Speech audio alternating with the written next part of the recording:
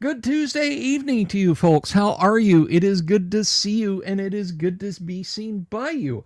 I hope you're having an absolutely fantastic Tuesday evening.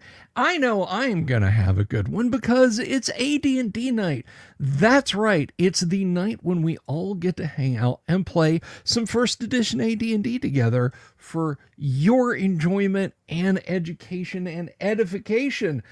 I hope everybody is doing absolutely wonderful. I, of course, am the one and only Bill Sylvie, aka the Dungeon Delver, coming to you live, loud and clear from an undisclosed location somewhere in the swamps of Central Florida.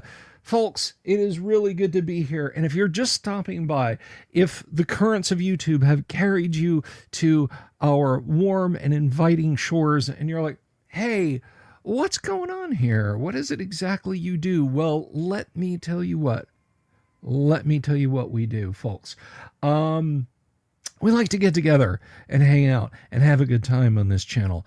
Sometimes I'm bringing you news and talk about tabletop RPGs. Sometimes I'm bringing you awesome guests on our live stream.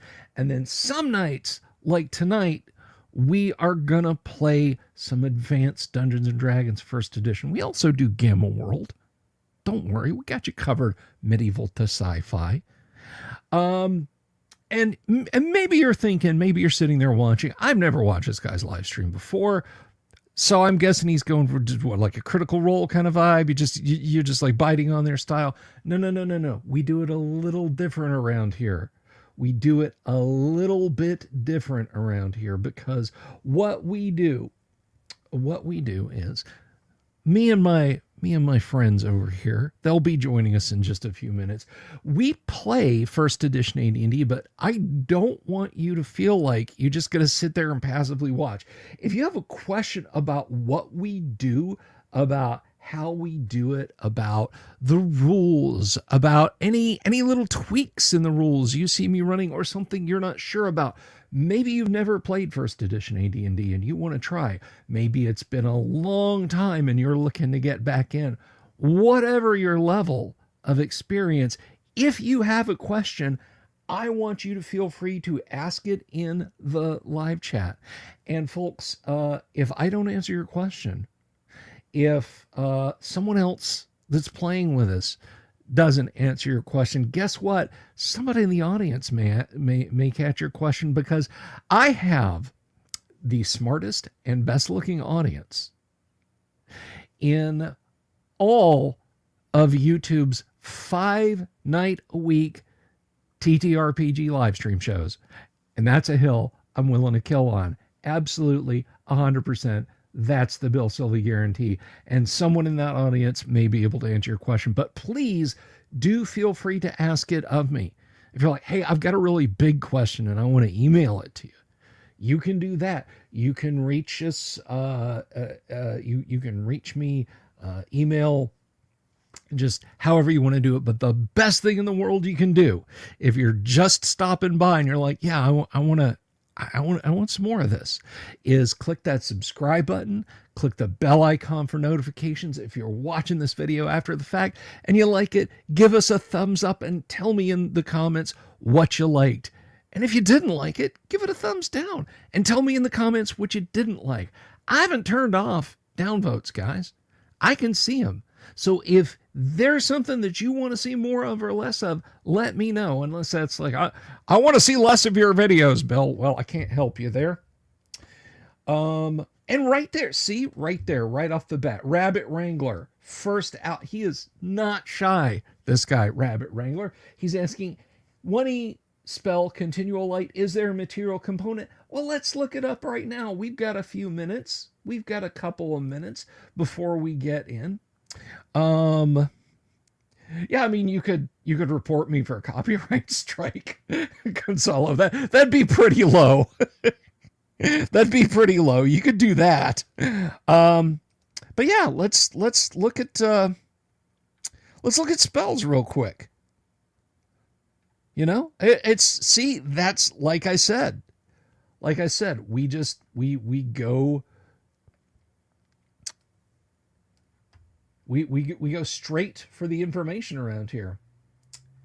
But continual light For clerics, that is I believe that is a third level cleric spell or second level cleric. Let me see. Second level cleric spells. It must be a third. Continual light. Here we go. Components: verbal and somatic. You make gestures, you say a magic word. No components required for that. And I hope that answers your question. Thank you for asking, Rabbit Wrangler. This is where AI can give you the wrong answer. Hey, I am a flesh and blood person, I think. Oh, man. Blade Runner Existential Crisis. Okay. Deep breath. We're fine. Now, last night I was showing off some of the cool stuff that I got for my birthday. And I wanted to show something off, not to brag about it, okay? This is actually something that will make the show better when we return to a miniatures focus out there on the tabletop. I wanted to show this off. I promise you guys, I'm not bragging. This is not some hugely expensive piece of kit, but I have this. That is not a picture or anything. This is a 7-inch. Yeah, that's a 7-inch monitor that I have. And the new camera that I have bragged about, because I think it's freaking awesome. I got this, and this will make it easy for me to zoom down in on miniatures and stuff, because the new camera rocks on toast. The webcams are okay. This camera is amazing, but these are this monitor will let me more precisely use the new camera. And the reason I'm bringing that up is to say thank you to you guys, because my ability to buy gadgetry like this to make a better show is in no small part thanks to you guys for your subscriptions, donations that people give, gadgets like this. It all comes from you guys and you guys staying tuned in to the live streams, to the videos that I do, to spreading the good word about the show that enables me to get stuff like this. But as I tell people, guys, the mic, the computers, all that jazz, you don't need all that to play D&D. You just need friends, pencil, paper, dice, and some snacks, and you're ready to go. So thank you everyone who has contributed to the show and has stuck around for the madness that we enjoy. So I'm just going to pop the power off on that and put it out of the way so it doesn't get dropped on the floor. So let's just put that over there and do that.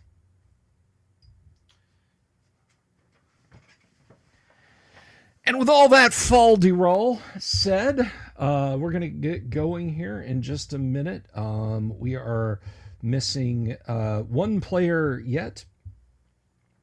Continual light goes on after the magic user dies. I don't think so. I mean, if it is a, continual light has, let's see, what is the duration on continual light?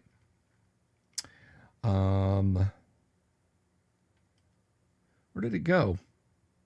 There it is. Duration permanent.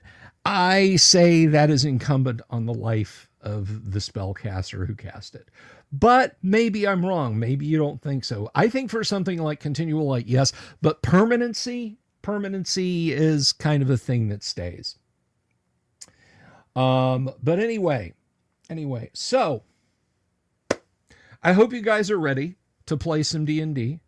I'm about to put my headphones on, and we are going to welcome in our wonderful, wonderful team of players. Let me don me now my awesome headphones and welcome in a group of players who are itching to play some D&D. I hope that's the only reason they're itching, because otherwise, ew. So I want everybody, please, to put your hands together to my brother from out there along the sunny shores of Florida. Everybody say hello to Doomsword Deathmaster as Durek Donagard. Hey, what's up? You, man, you. All right.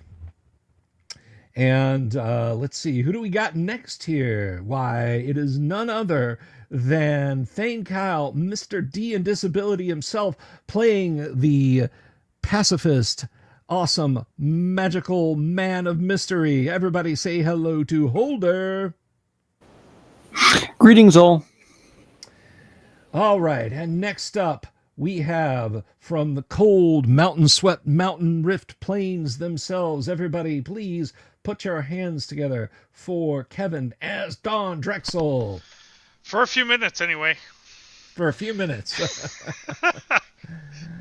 Alrighty, and back from his tour of Asia, Africa, and the subcontinent, I want everybody to give a good old-fashioned Delver's Dungeon welcome back to the one and the only Tim Imholt, bringing a new character to the table. Everybody say hello to the magic user Elminar. Hello, everybody. And I contend that the magic user might give off light after he dies if he baked himself with a fireball. That's also very true. That's also Hey, we have true. another magic user. That's right. That's right. We got some Have spells magic going missile on. will travel. Hey, Gonzalo, that is awesome. Thank you. I will get this to Doomsword. I will get this over to him. He did build some of the interface being used in the AD&D 1E applet for Fantasy Grunts. See, this is the group that has just naturally decided to sit down in this corner of the bar. I got geniuses over here, guys. All right. I got people making AD&D better. I got all kinds of cool stuff happening on. So thank you, Gonzalo, for the super chat. And like I said, I will make sure that finds its way over to Doomsword. So, gentlemen, we are short one player right now because unfortunately, life called away Graph Paper Architect. I'm hoping he'll be joining us here shortly, but he's kind of got his hands full. So in the interim, Malf will be silent and simply trying to rescue Don Drexel from the hole in the ice that he fell through. But now let me set the scene. The party, using a treasure map, has explored the frozen coastal marshes along the wild coast in Greyhawk.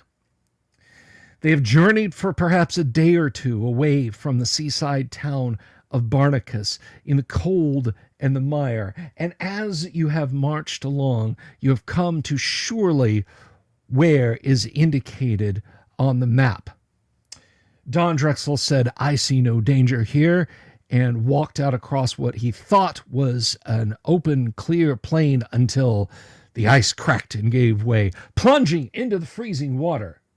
Both Durek and Malf have scrambled out onto the ice to protect him and lift him from his watery grave. Standing on the shore, Holder, you observe three strange torchlights coming through the mist to hover near, but never approaching any closer than 10 feet towards your comrades who lay out on the ice. Now, Elminar, Tim, you have heard that slavers and blackguards have been ravaging the towns and villages up and down the wild coast. Indeed, friends and colleagues have been taken by these raiders. Ransoms have been paid. Bribes have been sent.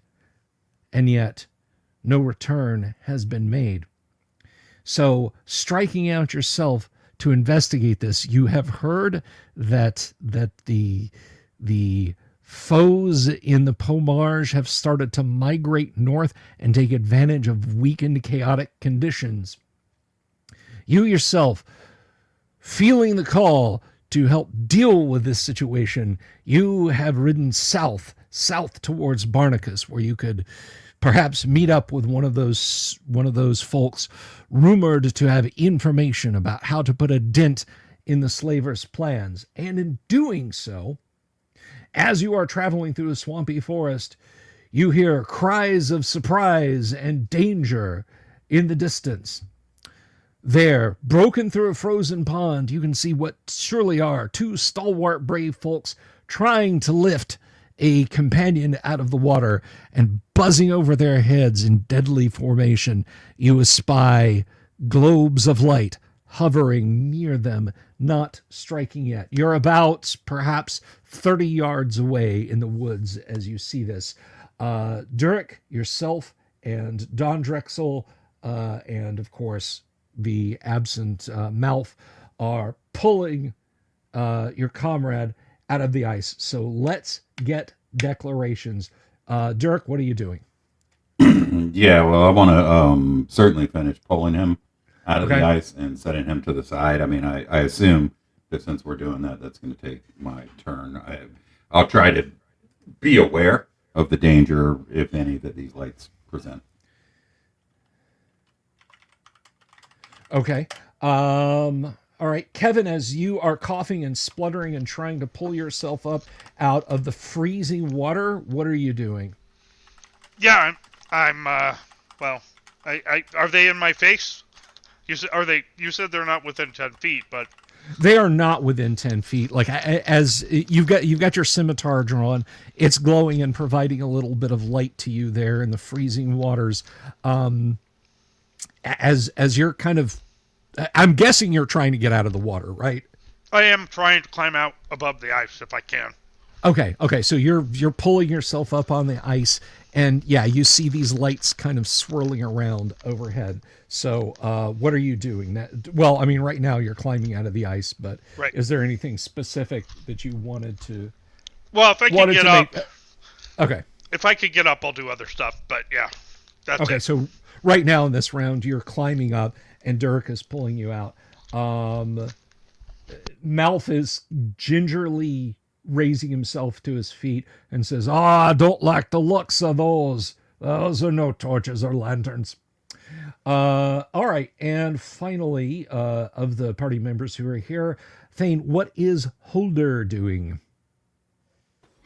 Well, it seems we have our erstwhile companion taken care of.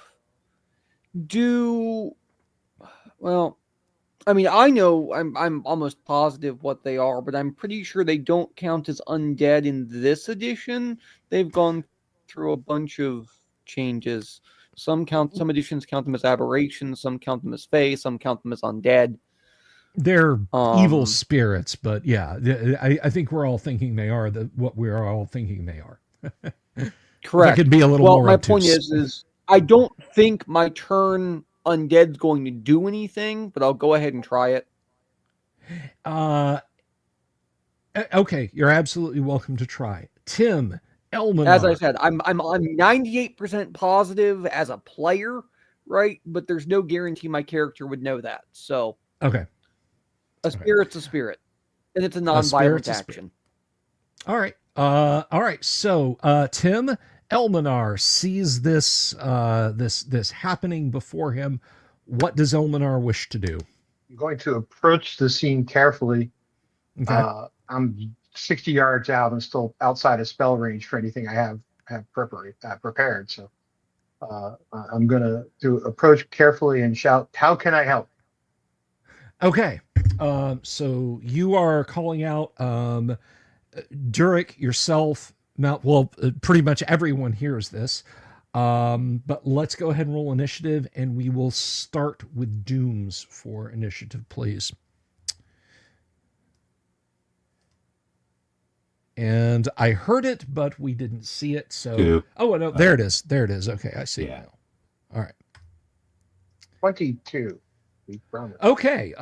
Party got a 2. I got a 1.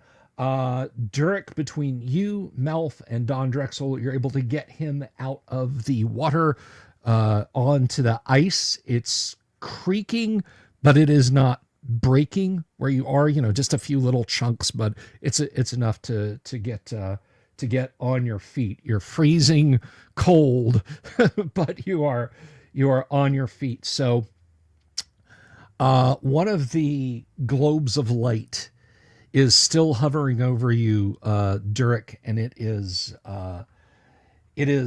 uttering maledictions at you, saying, "Die, die, die, die." Another one is drifting across the field now. in Elminar's direction, and go ahead and roll a d20 for Holder, if you would, please, Thane. Sure. hold- And Hold up your holy symbol. I did just recall that last time I was trying to prepare a torch, but I'll worry about that once this fails. Okay. Yeah, 8. All right. So you hold out your holy symbol. One of the two beings ignores you. So there's still two hovering over your companions in the pond.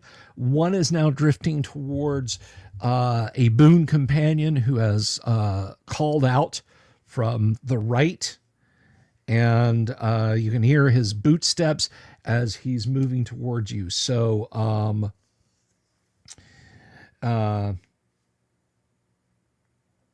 the little tiny globes of light over you, Durek, and Don Drexel are mocking and jeering and saying that, your God will not help you here, and, give up, succumb, all kinds of nasty evilness. He is not a first level magic user. No, we're not introducing the tissue paper characters. So, all right. So, you have, Tim, is Elminar moving forward? Yes. Okay. All right. So, you're moving forward, and you see one of these orbs of light start to approach you as well. There are still two hovering over you, gents, in the ice break in the pond. So How far away is it from me? let's see. It has moved, and I will tell you.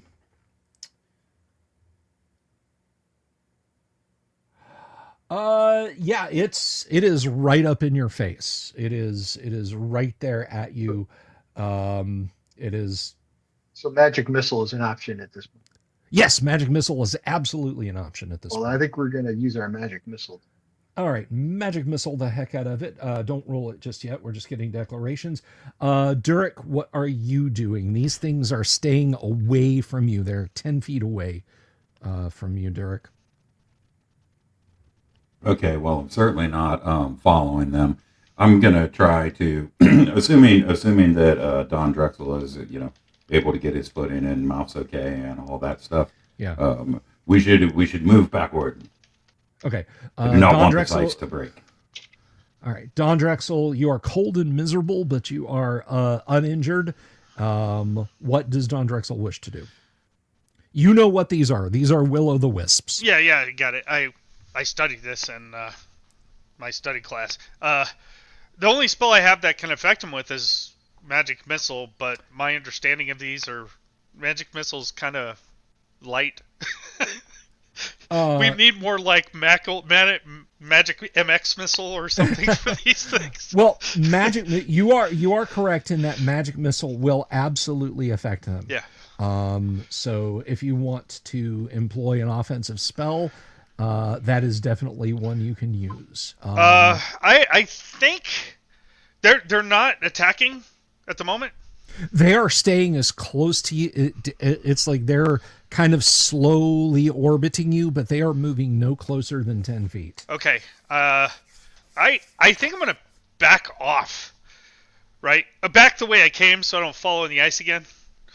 Right. Yeah. No, I understand which direction, but that's my plan. They are still staying with you. They are not just going away. They are. Okay. Well, I'm gonna get somewhere where it's safer to me have a problem with these things. Okay. Yeah. Okay. Then how about Holder? What is he doing? He's got the stuff out for a torch now. Yeah, well, I had to gather the components for it, so that's what I'm doing, because I don't have one on my person, so I'm grabbing dried grass, that kind of. If I already have it, then I'll go ahead and light it. But otherwise, well, I'm still 60 plus, basically like 60 yards away as I was. Okay. There's a I mean, you can break off a dried cattail and and light it up, and it'll it'll burn for a while if that's what you want to do. That's really it's mostly a source of heat for my friends. I don't Okay. think we necessarily need light at this point, though some clarity to let everybody know where we are would be nice. Alrighty. So Tim, you can see this group is slowly backing off of the ice, but you've got a face full of will-o'-the-wisp right now. So let's go ahead and roll initiative, and it is your turn, if you would please. TK. Me. Yeah. You. You. Okay. Well, I'm rolling great. Okay. Well, you get it out of the system early on. That's how you do. You only have to do it once because you won't get another chance. That's how you do. All right. And where did the dice tree go? There it is. Okay. Live fast. Okay, that is a 3. And all right, so these two are staying with the party. One is trying to get close to Tim and do something terrible to him.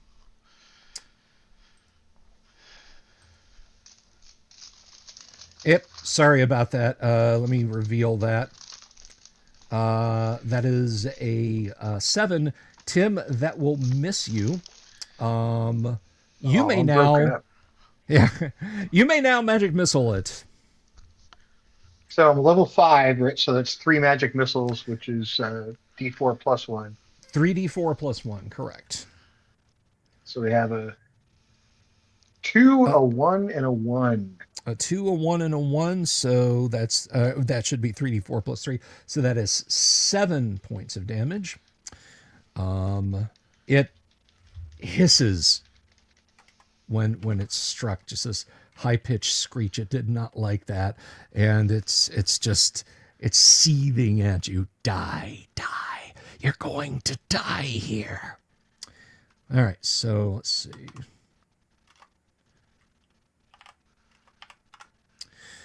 Okay, so back over on the shore, you guys have kind of closed ranks. You've still got these two things around you. They're not getting any closer than 10 feet. So, Tim, what is Elminar doing? Shouting to the party, what would you guys... How can I help? Join us. Get closer to me. I believe they're being held at bay. I'm gonna get closer to him. All right, so you're going to start moving. Let's see.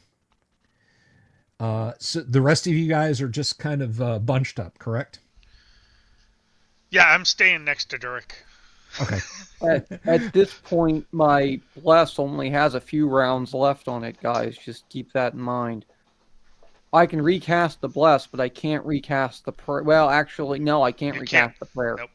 Once we're in combat, it's host. Yeah. Yeah. Well, no, Okay. I'm even if I could, I can't. I don't have it prepared. Oh, The other okay. the other spell I have prepared is continual light. And I'm not entirely sure continual light's gonna help. It'll help them see us better. Which they don't I'm need good. to.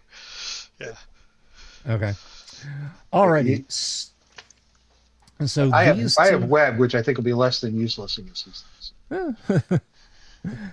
All right. So let's see. The two will-o'-the-wisps are staying near the party. Tim Elminar sees one. The one it's sticking near you. So go ahead and roll initiative as you try and close up with your boon companions yonder. I got a 3.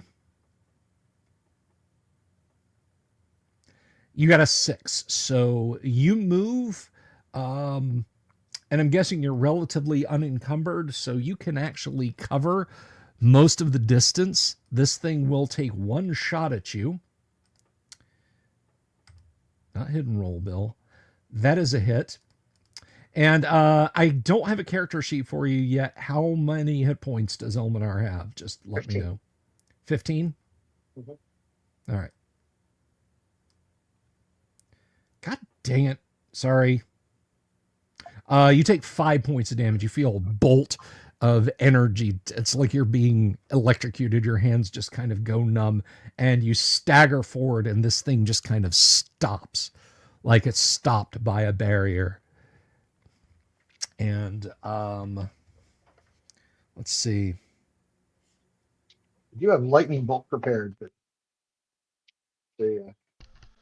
It matters not. Here you'll die.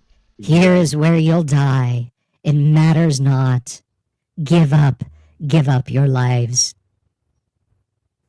And such Come like closer things. if you dare. It keens as it is literally held back away from you by some unseen force stops it from getting closer. It seems, unless I'm mistaken, that the light of Foltus protects us in this place, even. +1 to Ironcaster. All right. Where is this map? I'm not sure which one of you, which one of the characters had the map.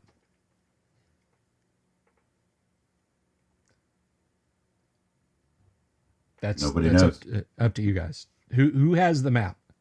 I don't see why I would necessarily have it, but that probably would be safest with me, considering I'm least likely to be set on fire or doused in acid or whatever. If anything, I think the thief would have it. But let's, for the sake of argument, we'll say I have it. But the treasure is supposed to be in that tree that was being guarded. And let us make our way over to the tree.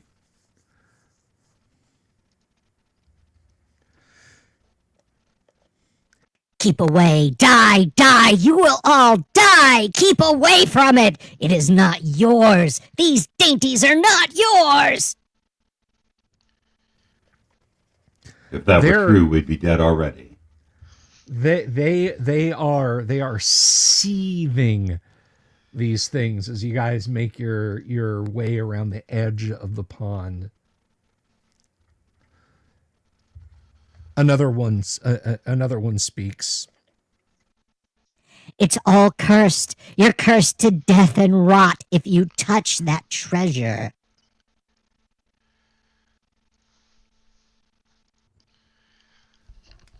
It's a good thing we have remove curse.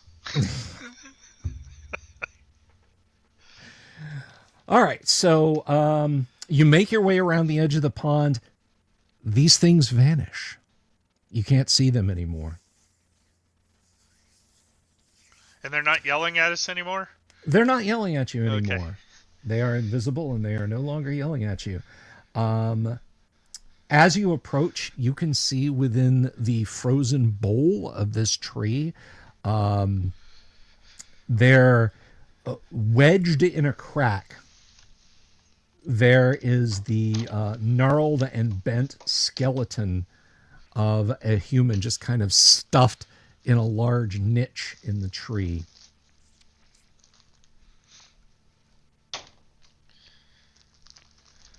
It's mostly covered with hoarfrost and such like, but it is mossed over somewhat.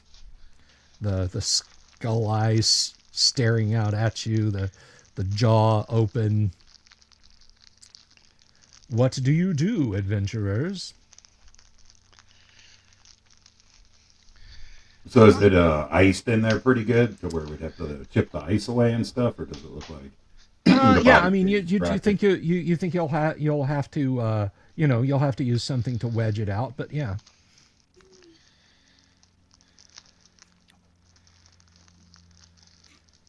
All right, I'll go at it with my hand axe. Okay. Yeah, I got nothing that would help. All I can do is hold the torch and stand next to the guy that's currently hypothermic. All right, so you've pressed yourselves up against the tree, all of you, as Durek hacks and chops at the skeleton. The bones eventually do fall out, and you can see crammed in the huge space in this tree, there are many sacks. There is a small, just a very small cask, perhaps a 2-gallon wooden barrel.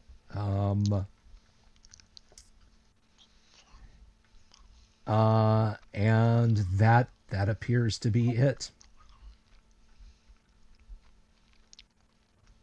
And is this like a full-size human skeleton? Yeah, but it was not like neatly arranged top to bottom. It was like, arm over the head, the leg bones kind of shoved up around the rib cage, the pelvis just kind of turned and crammed in there. It was Is placed this a in there bog to mummy? fill a hole. I'm sorry? It's a bog mummy? It may be. Okay. It may be, but Durek has chiseled and pried, and there is a like I said, there are some sacks, and there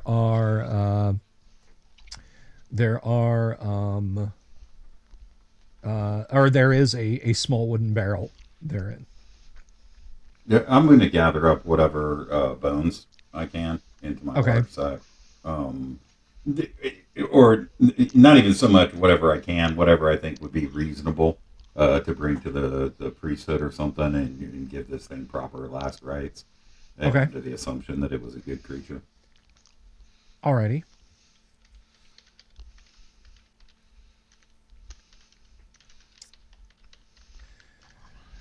Okay, so just so we don't miss anything, I'm going to use a charge of the Wand of Magic Detection to see if there's magic stuff that we don't necessarily immediately see.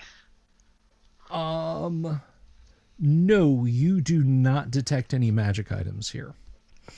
Damn. Okay, I'm taking a charge off then. Okay.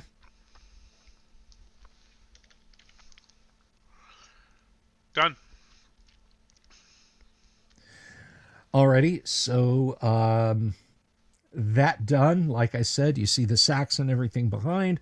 What do you guys wish to do? If he's holding the body, I'll reach down and grab the sacks. If he's pushing it forward or whatever. Yeah. Yeah, Mouth, grab up a bunch of that as well. You're very strong. Yeah, Mouth is pulling one of the bags there. They're kind of separating a little bit, but you do see the glint of coins. And let's see. He'd probably be wanting the damn keg. Yeah, I mean, barrel. I've had a fair bit of weight freed up thanks to my armor, so I can take some as well. I can carry something. Okay, so he actually does move the keg once he pries the sacks out.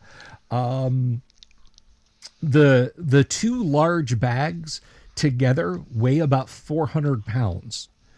Wow. However, there is a smaller bag within that is very lightweight. It is full of gems. It is absolutely full of gems. He picks up the cask and says, "Oh, let's see what we've got here," and gingerly turns it, and you can hear the clatter of something solid inside of it.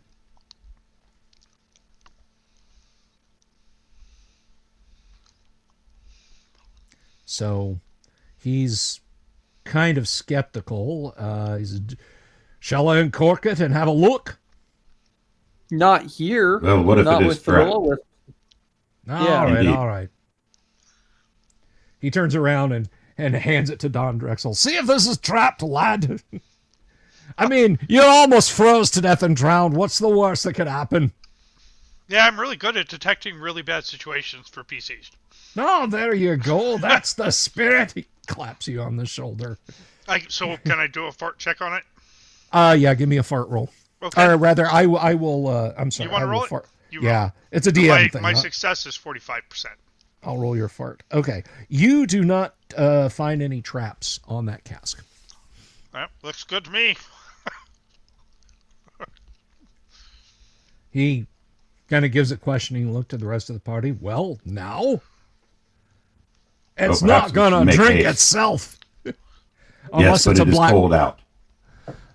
Unless it's a black pudding, and then I think they do drink them. That doesn't matter.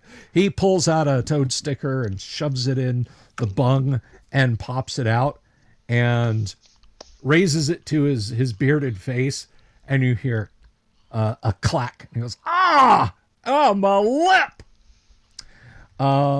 Landing at his feet, you see a silver and gold ring. It's a chunky affair, and he more carefully tips it, and there are a few other small pieces of jewelry falling out of the bung into his hand. He goes, "Oh, I could buy a lot more with this." And he begins putting those items back in the little cask. Okay. I let him do that. If he needs my help, I'll assist. All right. He sticks his hand out to you, Elminar, and says, "Welcome to the party, lad. Well, I'm thank you. Malf. This is Durek. That's Older. That's the wet one over there is Don Drexel." Hello, everyone. Describe Hello. your character, Tim. So, Elminar is a half elf. I know those don't exist, but we're playing first edition, so it's okay. That's right. He Regular elves don't exist either, so that's okay. He's a 5th level magic user. He, of course, everything Bill said. He doesn't like people being sold into slavery, so he came along to see what he can do to solve this problem. And looks like I came just in time. You guys found some fantastic treasure. I joined the party at the right moment for once. Right. And you'll didn't die. get your share. We're fair here. Yes, and you will earn it in time. I do have promise you some. that. I do have some spells prepared for the day, and I do carry a dagger, so that's really about the extent of it. I do have a 14-page backstory I'm ready to read through. I'm just kidding. All right. Well, I'm just going to kick back. Tim, why don't you go ahead and start reading? I'll get the music going and the illustrations you sent me, the video clips you rendered up. Beautiful stuff. You know, Gary always said that backstory is leveled 1 to 5, but you started at level 5, so Yeah, it's. My theory is backstory gets created as you play the characters. Right. Exactly. That is exactly what he meant. Yep. Yeah. Cool. From here on Ooh. out, it creates. What did your character do before they became a fighter? I was a pig farmer. Give me my dice. All right, so you've got about 400 pounds of coins. Wow. And I believe, adventurers, you guys came on foot, so you're going to be pretty encumbered, the 5 of you carrying 80 pounds. Them's the more. breaks. Them's the breaks. There's worse things. He unlaces the sack. The smaller of the two has silver coins in it, and the other is full of golden nobles. That is gold coins, and the gold coins are the larger balance. I should point out. Yeah, I mean, if we're put to bear, we can always leave the silver. That's not the end of the world. Gems and the there's gold no are the most important.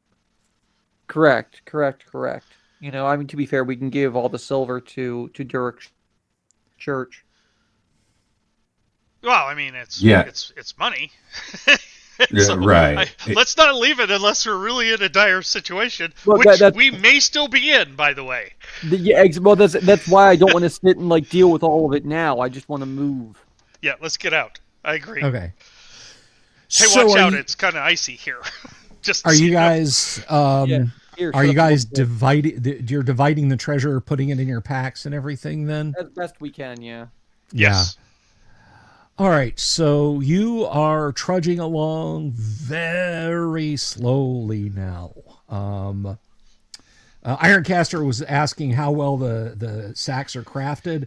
Well, it was two big leather and canvas bags full of coins, so it wasn't like it wasn't like they're going to carry each of those by themselves. They're divided them up amongst themselves. So, are you guys going to force march back to Barnacus, or are you going to rest halfway along the way for the night, or what are you going to do?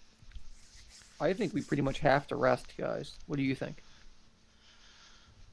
I still have most of my spells, so if we had an encounter, I'd still be okay. But it's your call. Yeah. Well, That's is what I extremely mean, like as dangerous. opposed to the force march. Yeah. As we have seen, it is fraught with much peril.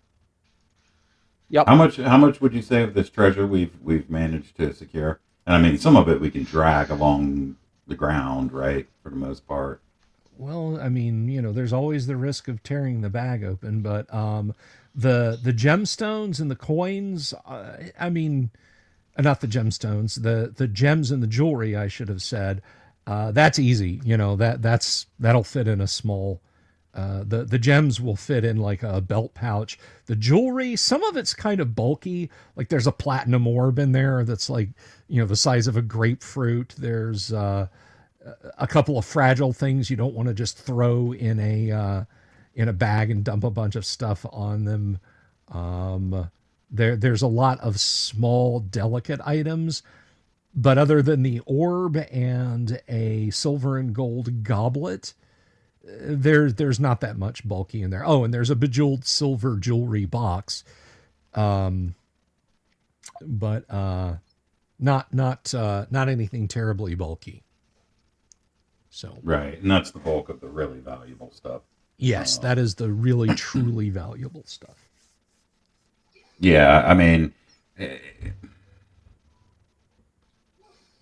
I suppose my sack's kind of full of a skeleton anyway, and I'm sure that adds some weight, and then I can maybe only carry another 10 pounds. So if you want, I can take that stuff, and because it sounds like I would be able to carry that, I could take that stuff, put it in the sack with the skeleton, and then everybody else load up, and we go as slow as we need to go all the way back. Yeah, I mean, I can carry. Yeah, I can carry 45 pounds of gold coins, so there's Okay. that. But I'm relatively unencumbered, but happy to carry what I can. But I think priority goes to gold and gemstones. Yeah, if you're we have mostly unencumbered, you can carry around 100 pounds. Yeah. I have a dagger and little things. It's food. But,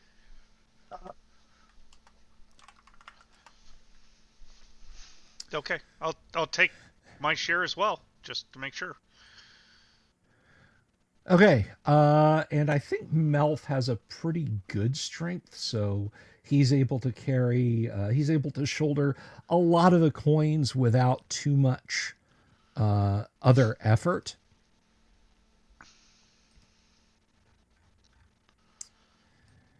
And so you set out the dim early daylight of this horrible place. Oh, and by the way, Don Drexel, when your feet sank into the nearly frozen muck at the bottom of that pond,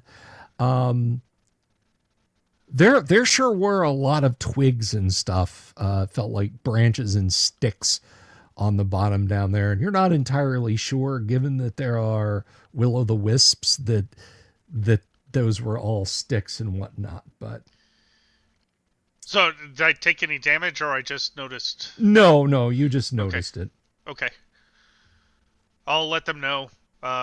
It looks like maybe that water situation wasn't merely the terrain. It could have been enhanced by those evil shadow beings, or whatever the hell they are. So watch, check where you're stepping. And I guess I will try to, ford the path as good as I can. Okay. see if I could find anything that looks like it's nasty. Air- I mean, I'm air- not a ranger or anything, but With all this encumbrance, err on the side of caution when it comes to yes. Indeed. Yeah, is the area as we're walking back similar with bog water, or is it more substantial? As the land rises as you go towards the coast, because it rose about halfway and then it sort of dipped down into the coastal marsh. So you're sort of going back up a gentle slope. You're getting out of the worst of the bogs. There's a clear, setting aside ice and patches of slush, dry path ahead of you. Okay. I try to follow that as good as close, and I make sure I point out stuff if I see anything to those behind me. And the treasure map is kind of a good guide also. Thank you, treasure map. Because it basically is like, hey, follow this, but now in reverse. Right. The map says you're welcome. All right. As long as it doesn't say I'm the map, I'm good. In the chill evening, as the sun begins to dip behind you and the moons begin to rise over the distant, not terribly distant, somewhat distant shore, perhaps a league away, what do you guys wish to rest, or are you going to press on? Actually, There will be plenty of time for rest in town. However, I am amenable to other circumstances. How far are we from Barnacus? At this point, you're about half a day's journey. And we're out of the seriously hazard spaces. Is it mostly open ground between here and there, or are we going through forests and stuff? You're still in a bit of coastal marsh at this point. You will be kind of on the more rolling. I'm trying to think of what you would call the terrain type. Just sort of salt flats, marsh flats between here and Barnacus. Tidal hills, that kind of. Yeah. So perhaps we should move so we're not in the marshy area and just in the less marshy area and rest there. I just hate to have the stuff that come out of swamps and bogs and mires and fens, whatever this is, to show up while we're sleeping. Always a chance for random encounters, and when you're tired and fatigued, that's not beneficial. Right, but I think the stuff here is worse than the stuff if we go further on. Yeah. Elminar, one way or another, I'm going to go ahead and hit you with the Cure Light Wounds, because I know you took some damage. Okay. So... I did. I lost 1/3 of my hit points, or 5. Yeah. Well, there you go. Well, I appreciate that. Back to full power. I healed you for more than you lost. Okay, that's so right, Willie Hanson. We're 1E around here. So our choices are risk it and get out of the dangerous area, or stay in the dangerous area, which is a risk. So let's do the I won't say the Kender approach, but let's just do the danger goes way up if you use the Kender approach. Just let you know. Let's just power on through the dangerous area and try to get to the not so dangerous area. That sounds great. All right, so you are pushing on. Now you guys are on foot, I know.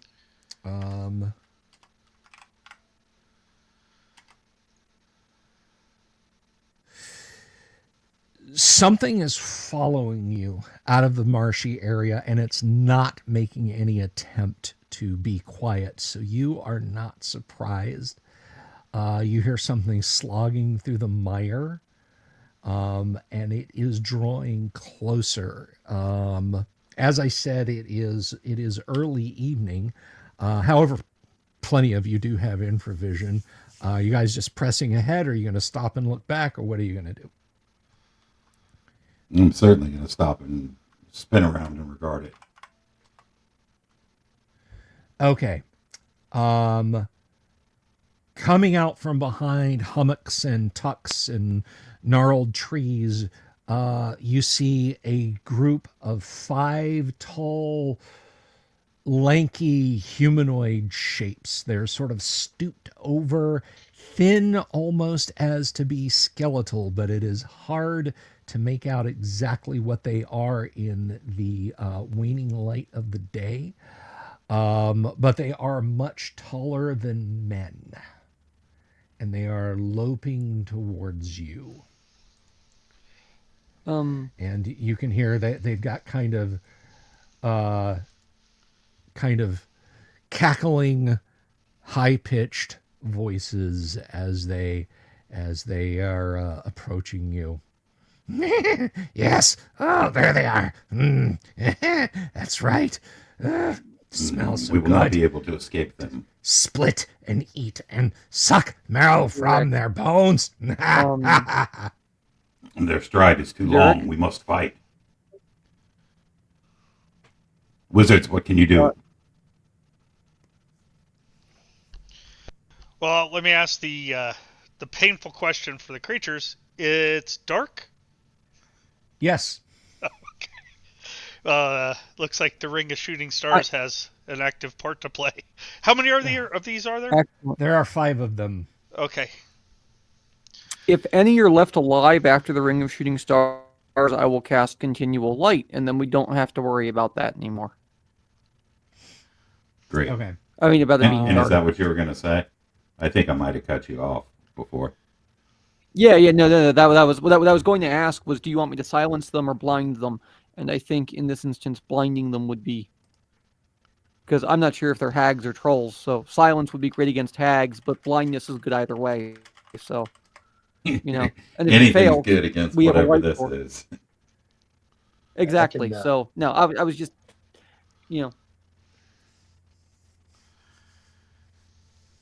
Okay, so Don Drexel plans on using his Ring of Shooting Stars, and he's going to use the ball lightning function. Like you do. Okay, Durek, are you just standing and waiting to see what happens? Yeah. I'm familiar enough, with the mages at this point that I know not to go rushing in. Okay. Under these circumstances. All right. And how about Holder? Is he going to continual light one in the eyes? I will, but only if there's one left alive. Only if there's one left alive. Tim, how about Elminar? I will prepare to use web if anybody's left alive after the shooting stars. Okay. Let's see. Am I too far for web? Is that the problem? No, it's needing to have like a wall or tree on either side of them to catch them in the web. I thought they were still in the trees. I'm sorry. Yeah, they're you know what? It's going to depend on initiative. So if you want to wait to see what happens, Let's wait to see initiative because it's either that or lightning bolt. So okay. All right. Let's go ahead and roll initiative. And Tim, I think it's is it your turn?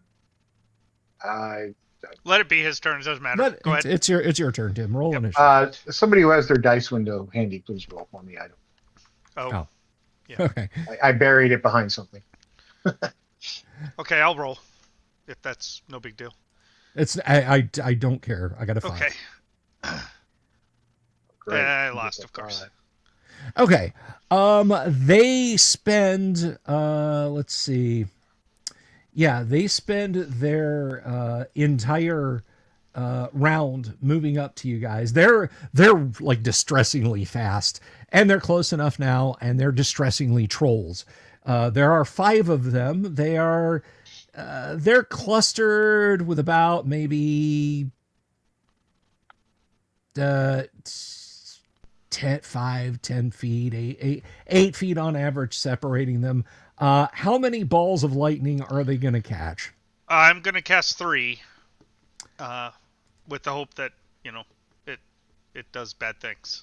All right, so 3 lightning balls, 2 to 12 Yep. each. They, let's see. Those are big enough. Let's see.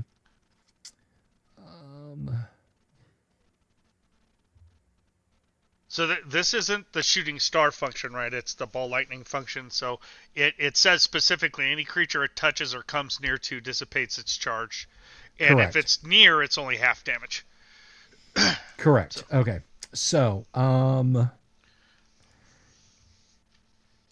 depending on how you're spreading them out, they're close enough that you can basically catch the 5 of them.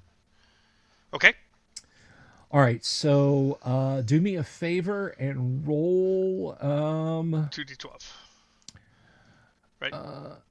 No, 2d6. for 3, Sorry. yeah, it's 2 to 6, and you're going to want to do that 5 times. Don't roll 10d6 because then we won't know which damage goes to which. So Yeah, I'll slow roll it. yeah.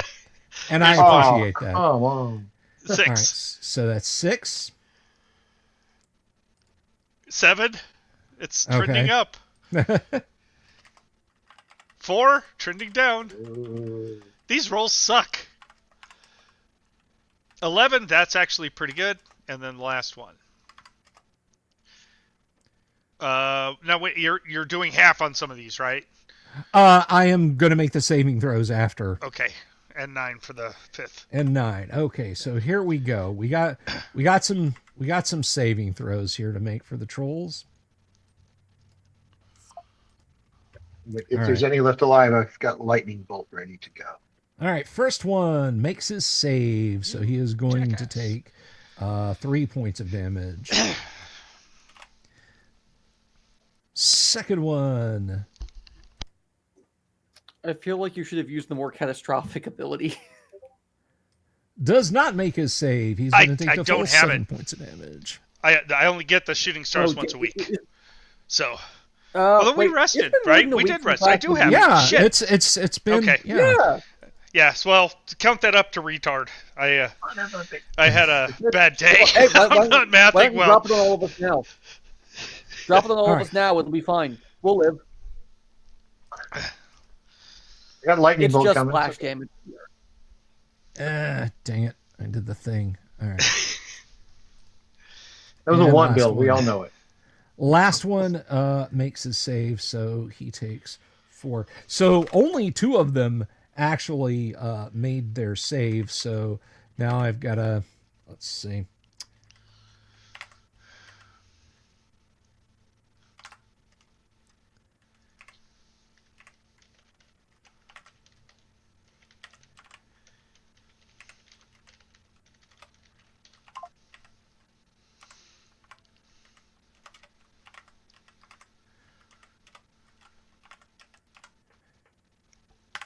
Okay, and so Tim, you were readying a lightning bolt. sir. You think you can catch you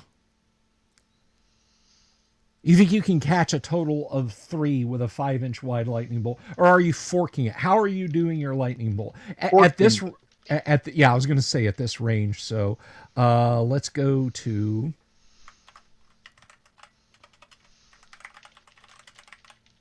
For those of you who are curious about lightning bolt in first edition AD&D, This might sound stupid, but I didn't know you could fork it. I knew you could yes, bounce it.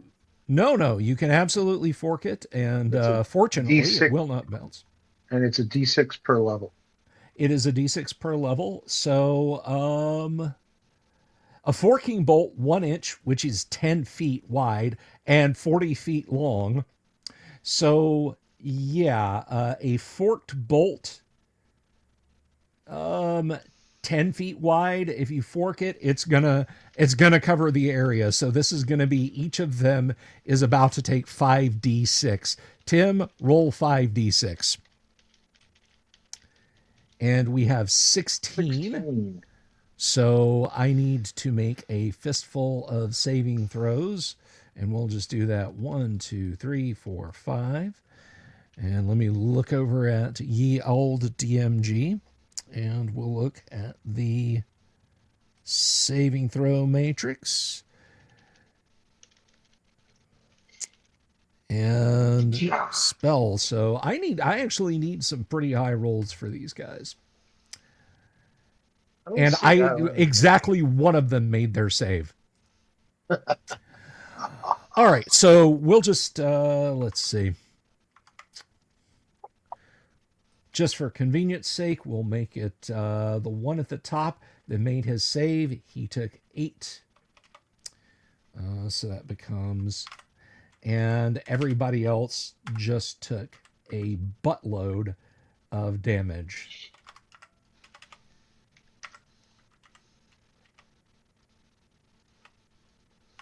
Yeah, but even with save, you take 50%. Yes, that is correct. That is correct. So, yeah, they absolutely hated that. They scream and jump and jolt as lightning courses through, like ball lightning bolts. It's a massacre. It's yeah. Their black wiry hair is on fire. It's awful and wonderful in every way. Hey, Miss Bella Games, good to see you. All right, so yeah, they're really unhappy, and they're raising their claws and getting ready to leap into battle in the next round. Raising the claws, raising the claws, raising the claws, raising the claws. All right, I'm not sorry for that. So new round, because they spent their entire round moving up. Oh, Holder, you were casting continual light into one's eyes, yes?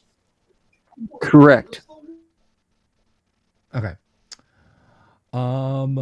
So, and that was a continual light, right? Yes. Okay. All right, here we go. Oh, he does not save. He is permanently blinded, so pick a number between 1 and 5. The biggest one, so I'll say 3. 3. Okay. It's And I will make a Wednesday. note.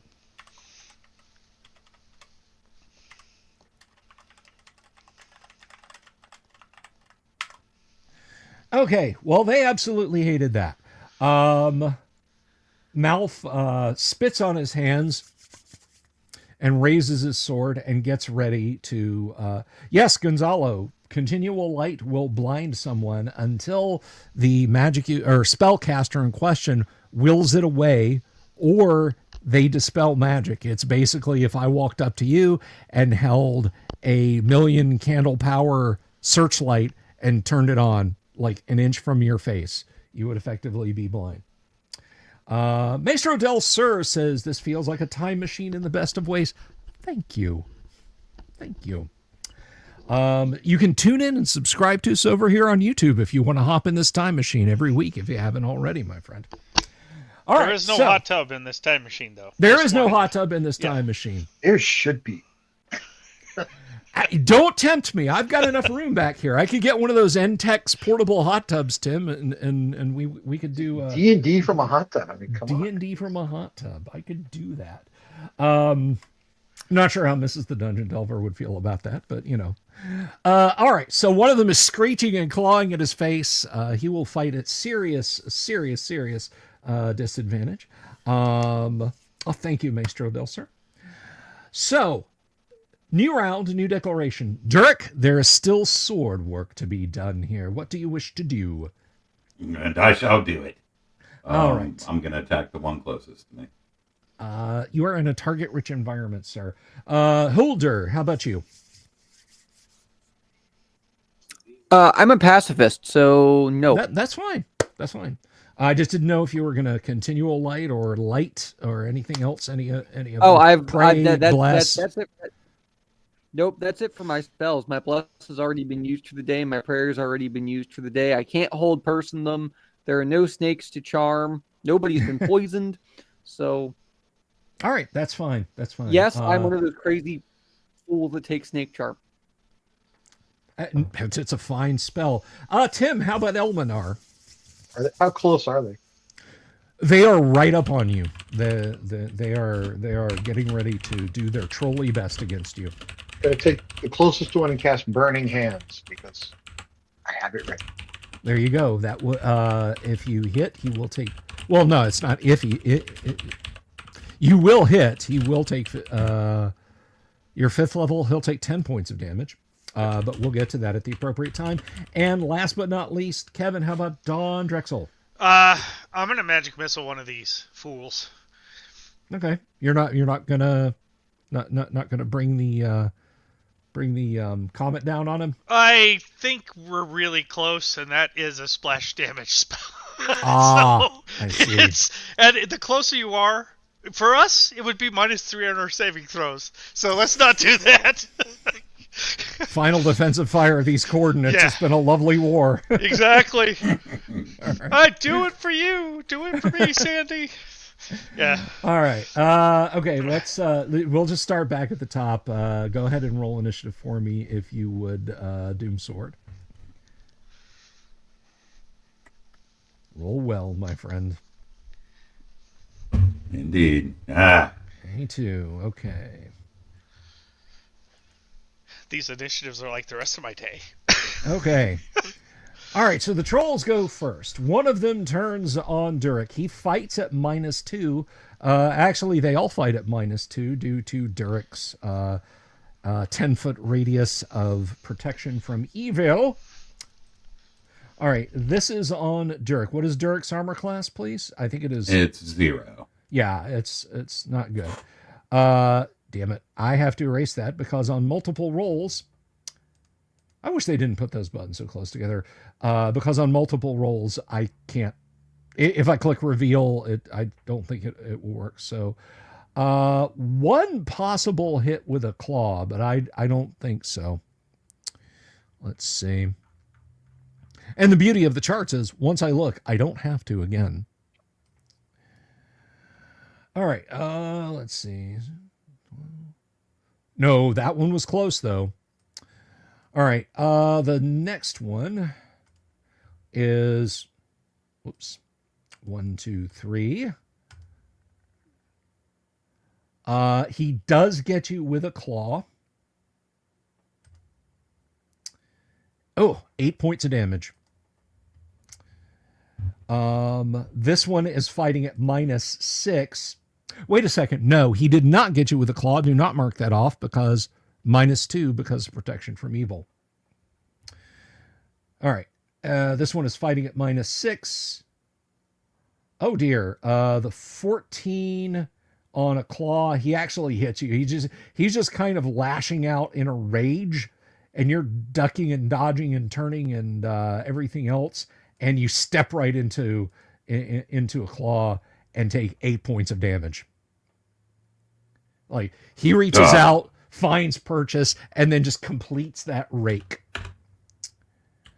And these next two are going to Melf. Hand to Melf. Miss, miss, miss.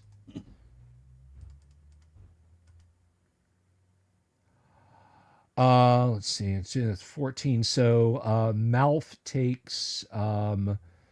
I really wish you could do like multicolored dice all in one roll, because I'd love to have like one for a claw and one for a bite. So 1, 2, 3. The second one was a bite. 4, 5, 6. It was a claw. That was a bite, so that was pretty nasty. Yeah, this thing reaches out, grabs mouth. So it's mouth to mouth? Mouth to mouth, yes. He claws mouth, and then he bites mouth.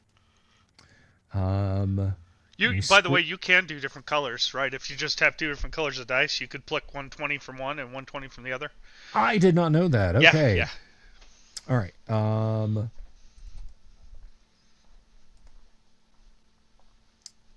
But the bite is not significant. So he takes 6. He takes 9 points of damage total. Okay, gentlemen, it's a new round. Let's get some declarations. Oh no, wait, this is not a new round. Durik, I'm sorry, attack. Yeah, Durik. It's us. Thank you. Get to do my burning hands. All right. I'm going to attack this foul beast with my long sword. You will rue the day you met me. That is a hit. He is a large creature, so you will do large creature damage. Come on. Nice. Well, 6. So 6 points of damage. Just a moment here.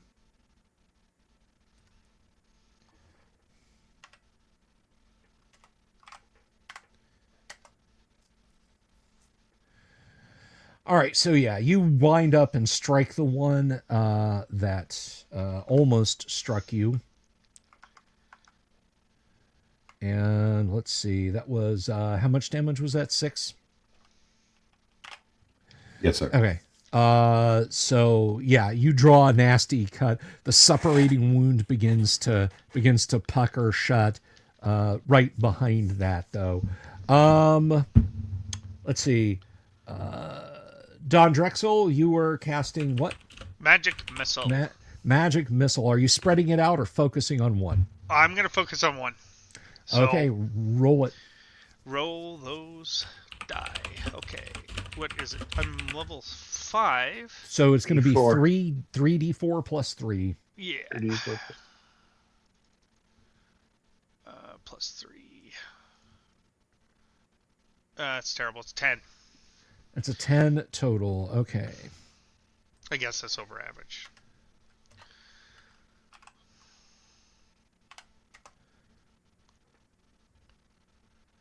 Ten total. All right. Yeah, your missiles do. They just blow chunks out of one of them, and he staggers back, smoking holes in him. Speaking of smoking, Tim, you're doing 10 points of damage. There is no save for burning hands. All you have to do is lean forward past your martial companions and give them a hot time in the old town tonight. So that's going to be an easy 10. I do like the smell of barbecue. All right. So you strike the one that has been blinded. It unleashes a horrible gurgling sound and falls back charred, like you just blasted a hole right through his center. But even now, you can see stuff is trying to heal. He's like struggling to get on his feet, and these things, the hurts you guys have done to them, are starting to heal up a little bit. He is still blind, by the way. He's not he's not doing any better. So Malf needs to attack. Sorry, I almost forgot Malf. I forget. Does he have a magic sword? We gave him one last. I don't. I believe he does. Yeah. All right. He at least has a +1. Yeah. Okay, We so gave him he- one last session. So He does hit. Yeah, For I think it 7. actually might be +2, but I don't think it's going to matter. Yeah. All right. So he just kind of wades into the fray, swings his sword.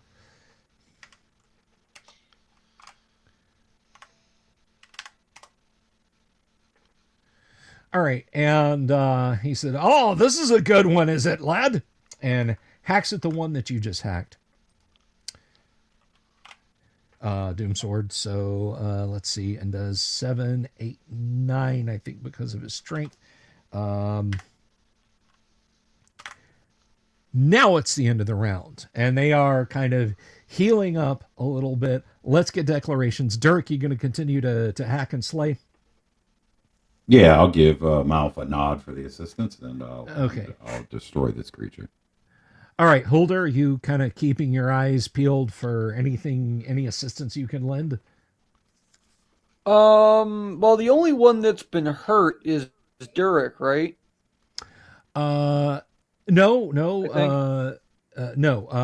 Malf took some damage. A rather nasty claw. I'll burn a cure light wounds on Malf then. Okay. All right. And I apologize. Yes, Dirk did take some damage too, but it's up to you. But Durek's fine. He's got hit points for days. Okay. Tim, what of Elminar? That's a good question. We're running out of spells that I have prepared that are actually useful here.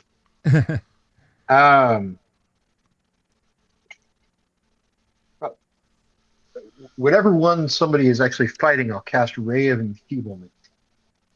Okay, yeah. There is one that, all of them appear to be focusing on Durek and on Malf. But yeah, you can zap one with Ray of Enfeeblement and hopefully slow them down. All right, Don Drexel. Kevin, how about Don Drexel? I'm gonna try to stab one with my scimitar. There were 3 on Durek. Yeah. They're just it's kind of a wild melee, but you I can getcha. absolutely. So I'm gonna try to hit one of those guys with my scimitar. And your scimitar is +2/+2. Right. Kaku, good night. Thank you for tuning in. I appreciate it. Have a lovely I'm evening. gonna assume the scimitar isn't gonna disagree, since it's lawful good. Yeah, no, the scimitar is like, stick me into something chaotic evil. Okay. All right, so let's go ahead and roll initiative, and I think, Kyle, it is over to you. That's going to be a D6, sir. Yep. I got a 2. Party got a 2. I got a Okay, 2. initiative tie. I I'll will give go you first. I will let you guys go ahead and roll your attacks first, although this is simultaneous combat. All right. Well, let's see, because this way Malf's not dead. Okay, yeah. So some points Okay. back from Malf. That's absolutely a hit. Are you still fighting the same one? Or are you now swinging at the same one there, Durek? Yeah, the one that I attacked before, he didn't die, right? Correct. He may now. Yeah. Come on, I hope so. Well, 7 this time. He drops to the ground. Ah! Okay. You killed him. Roll for Malf if you would. Then, unless Thane wants to roll it, you can. Just somebody roll an attack for him. I'm not pressed, but sure. What, a D20? So it's a 12, 13, 12 14. plus his good strength, yeah. Plus the sword. Yeah, because he did have. that is. Yeah, that's absolutely going to hit. So this is And versus he's large. using This is what, a going to be a longsword? D12. He is using a longsword, Yeah. so D12. D12. So 7 plus math. All right. All right, so he winds up and clips the one standing next to it. And it drops to the ground. But again, its injuries are kind of knitting shut.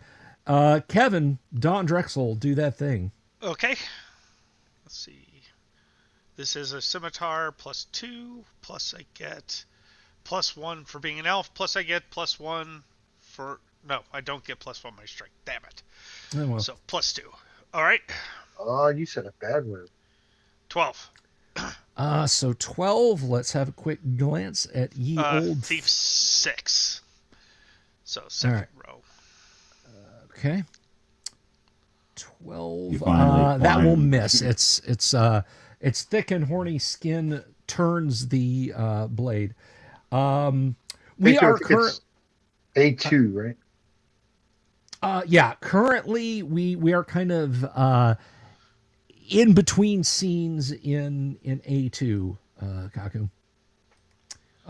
The party has not traveled out to the Slavers' Stockade in a while yet, so that's on the horizon, though. All right, so yeah, your sword unfortunately is turned away.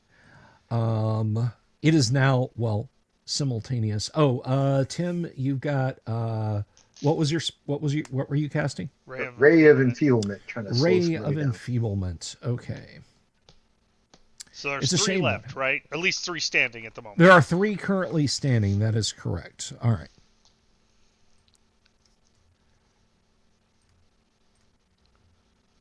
He does not save. He is enfeebled. He will fight. Essentially, he will be doing less damage and fight at a -1 due to his enfeebled state. All right. That finishes that. So the 3 that are up, this is going to be Durek and Melf again.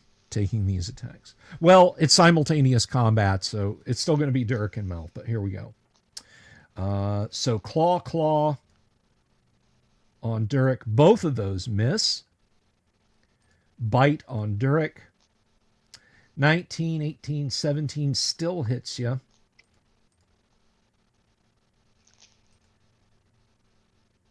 Oof, 10 points of damage. He bites a chunk out of you. Claw again on Durek. 18, 17, 16 will hit. 14, 13, 12 will not. So you take a claw for 6 points of damage. And the bite is a miss. And this guy is fighting at -6. So claw. Miss and a miss. Bite is a miss. These two are on Mouth. Claw. A miss and a miss. Bite is a miss. Claw. This one's a -1 too, right? Yes, but, so he's at a total of -3. And then he misses his bite. Okay, so and as your blows land and their attempts to land blows, some of them fall. All right. But the two that fell are starting to twitch. New round. Durek, you going to continue to fight? Absolutely. How about Holder? I have 1 pint of oil, so I may as well keep these things down. I'm not going to view it as violence. I'm going to choose to view it as consecrating the dead. There you go. There you go. Ensuring Send them to Valhalla. Exactly. Because what good are ethics if you can't make them flexible?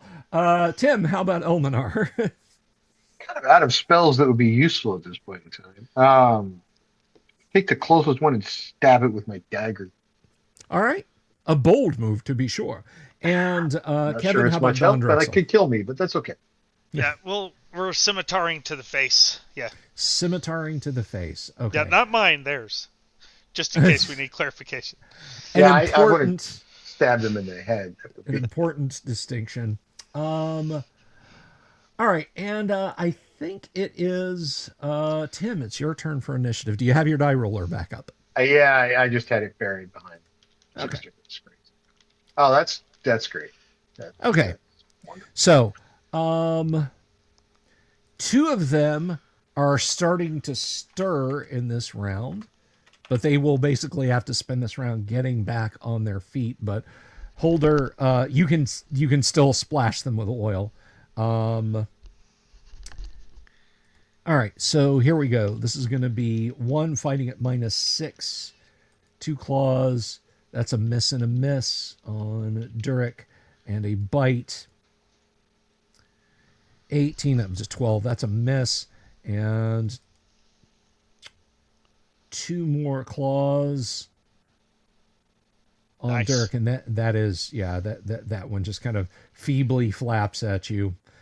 20 is a 15. He actually still manages to bite you, though. He gums you for 6 points of damage. And actually, I'm sorry, that was on Mouth. I was forgetting there's only 3. So the 6 points of damage bite is on Mouth. So miss. Rory. All right. Darth Brooks, good to see you. Yes, Kaku, A2 is an actual, it's a wonderful module, and if you tune back in, once the party re-enters the Slaver Stockade, we have got it fully realized, the entire upper section, in Dwarven Forge for your visual entertainment.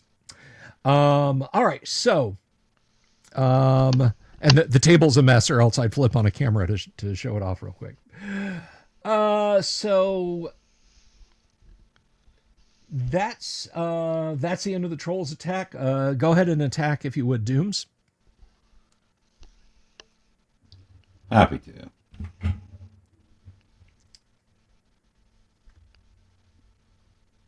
A 16. All right. You haven't missed tonight. I have not yet. Next time I will. Thank you. Oh, you're quite welcome.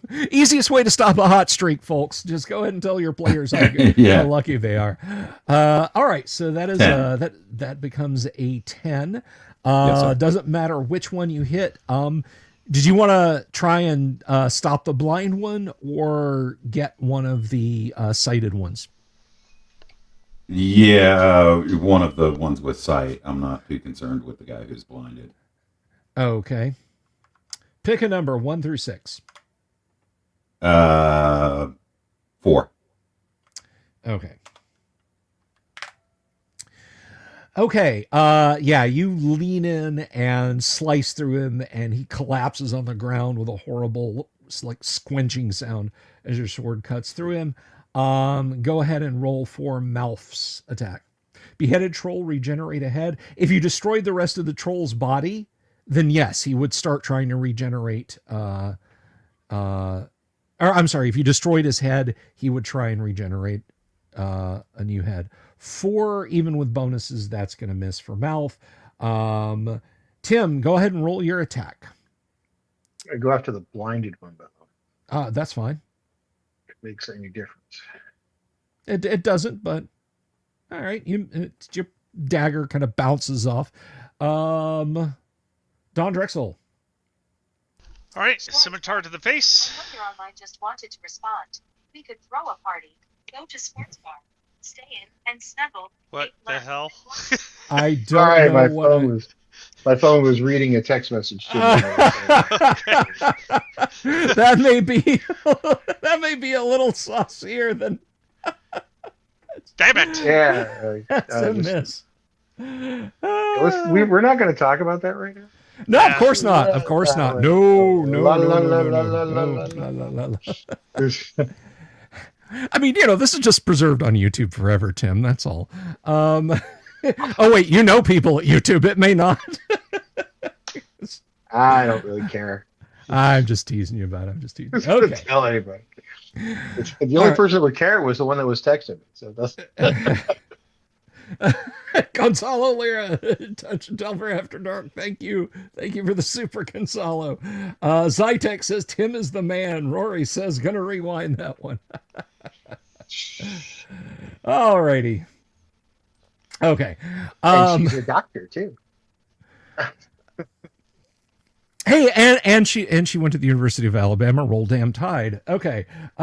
She's a therapist, so she can fix whatever's wrong with a whole bunch of people. I don't know, Tim. I don't know if she's that good of a doctor. She wouldn't let me sign somebody up for electroshock therapy, so I guess it's... All right. We have some trolls that are in need of electroshock therapy. Yes. Okay. And Holder, because they were down when you were splashing your oil on them, they are splashed with oil. So they're covered with oil. Do you Anointed. Do you want to set them alight? I will insist that somebody else do it. Fair enough. I'll start so lighting the torch. Somebody else has to throw it. You've anointed them, and Malf is like, it's like holding the bite mark on his eye. He's like, "Oh, I'll help the nice trolls. Give me the torch." All right. So, We need your sword. all right. Okay. So, I think we're at the party attack point, or are we ending the round? Was that it? I think that was it. The party That here was or it. the party that was in the text message? Oh, just the. One time I'm trying to erase it. It's like, anyway. I didn't say that, Tim. I promise. Delver After Dark. All right. Yeah. Okay. So Whose fucking turn was it? Somebody. I've gotten a couple super chats. I can drop one F-bomb this late in the stream. Whose, whose turn is it? I think we just went. So You just I think went, it's initiative. and you guys lost initiative, so it's initiative. So stab, stab, stab, stab, stab, stab, burn. Okay. Yes. Then roll initiative, please, if you would, Kevin. Or no, Right. I'm sorry, Dooms. It's Dooms, 'Cause yeah. we came back around. I got a 2. Nice. Hey, I won one. Party got a 3. Okay. Well, you guys had been doing pretty. It was even a little bit in your direction on initiative, but Bill hasn't killed okay. anybody yet, so I guess. I'm sorry. Bill No, didn't kill no, people. I The haven't. dice do. I'm sorry. Well, there's But your the next dice- investment, Tim. Buy DD dice and just stick a wedge in there, Create so my that own. when you're What are you playing D&D with me online, I would code my own so it always falls on, I don't know, Doomstorm. He always wins. All right. Okay, go ahead. Make your attack if you would, please, Dooms.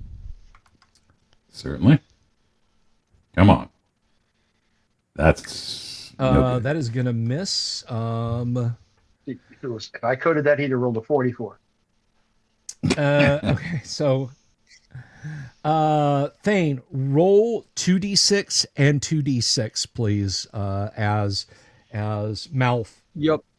sets them alight. All right, so 6 and 8. all right, so Respectable. Well, the 8's respectable. The 6 is oh, the 6 was exactly average. So We don't like average. We want to be above average. God, the inner stats nerd in me wanted to go, well, technically the average should be 7, so it was actually slightly on the back side of the bell curve. But I was going to that's mention possibly pieces of flair, but whatever. That's possibly the nerdiest and second nerdiest thing I've heard all day. okay, But only five. just as they're rising up, they're lit on fire. They screech and fall to the ground. Now let's see.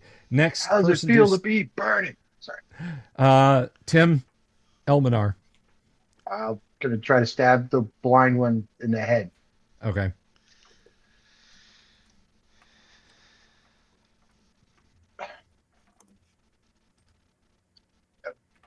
Give me a roll. Sorry. Yes, please. Sitting here waiting for something to happen, and it was supposed to be me. A 1, and Well, considering that his head is like 11 feet off the ground, that's a predictable result. Kevin, Don Drexel, please. All right, here it is. 19. 19 Nice. will absolutely hit. All right. Unfortunately, this does only 1d8. That's okay. This may be sufficient. Oh, wait, that's a 6. I don't want to roll that die. Get off my desk. I think Scimitar, It's only, 1d8 for large. it's So, 1d8 for large. Okay. yeah, are you it's 6 points. are you striking at the blind one, or are you striking at the other one? People are attacking the blind one. I'll attack the other one. Okay. And that was, I'm sorry, total what? 6? 6 points. Zach, it's A2 from the Slaver series TSR module. Hey, Zach, good to see you back. We're kind of in between modules. The party is side questing right now, but normally we are doing, as Tim said, we are nominally playing Secret of the Slaver's Stockade. We will come back around to that module soon. Okay. So yeah, there's just a couple of them left fighting. So this is going to be Durek, Claw, Miss and Bite. Wait, go away first. There. The Bite is a miss. That protection from evil is doing you guys a whole lot of good. And Claw on Mouth with a couple of misses. And a bite on mouth is also a miss. Okay, so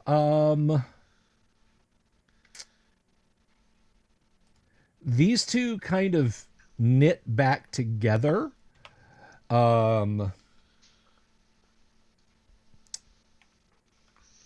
little bit.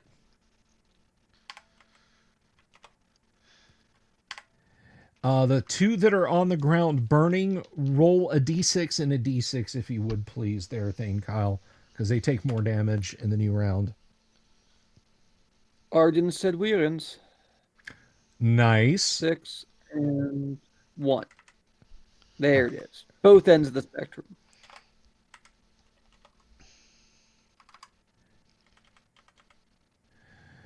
Okay.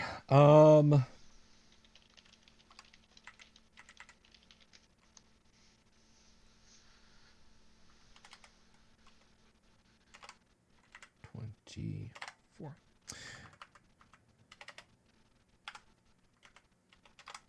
Okay, so the three that are down are starting to kind of twitch a little bit. One of them is twitching less than the others. You think it may be a couple of minutes, but they may be back on their feet. But there are still two, and they're slowly kind of healing up a little bit. Let's get party declarations. Durek, you gonna lay into him and kill? Absolutely. All right, Malf's gonna do the same. Holder, any more oil? Any more burnination? I would burn but flourish, but I have no oil left, so no. I will stand in the back. Okay. Tim, Elminar gonna try and stabulate one of them. You're muted, Tim.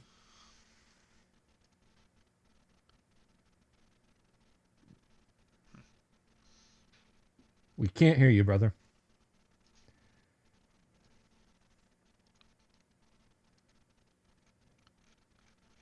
While you're sorting that out, Kevin, Don Drexel gonna stab? Yeah, I'm gonna use the scimitar again on the same. Okay. Can you hear me now? Yes, we got you now. You are 5x5, sir. Stabbing again? Yeah, I'm going to stab something. Stabbing Troll Word, one of my favorite industrial bands from the 90s. Okay, let's roll initiative, and I think we are over to did we get you last time, Thane? TK, okay, it's your turn. This turn. Initiative, please. My turn. Initiative. I'm going. 4. Awesome. And I got a 1, so party face stabbing begins. 6, 7, 8. Nope, that's not going to help. Or 6, 7 rather. That's not going to do it. Roll for mouth, please, then. Yep. Let's see. That won't hit either. Okay, Tim, over to you. Not sure it's going to make a difference, but I'd roll a 5. Well, hey, that's 5 times better than the last roll you made. Kevin, for Don Drexel. All right. Yeah, it's Nope. a 4. Okay. You slip in the mud, but that's all right. Okay, troll attack on Durek. Claw. Miss and a miss. Bite. That is a miss. On mouth. A miss and a miss, and a bite. Is also a miss. Okay. All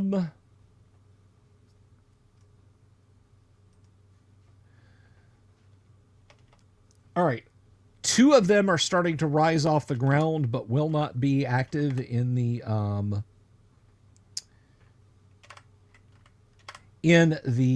next round. One of them is still, his viscera is trying to come together. So, Does anybody else have oil?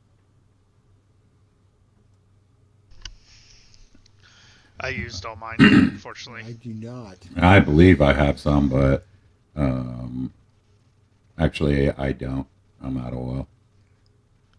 Okay, and you know what? I should have Mouth's character sheet in my let's see.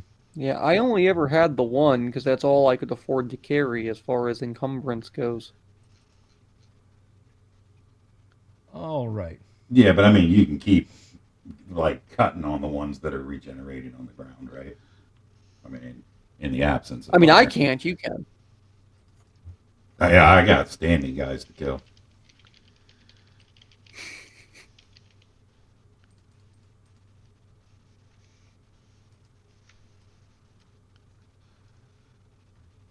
All right. What has he got?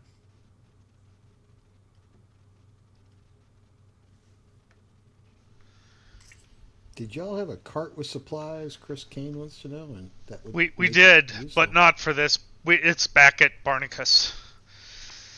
Yeah, we didn't bring it with us because we didn't want to endanger the was- mounts with the marsh and the mud and the.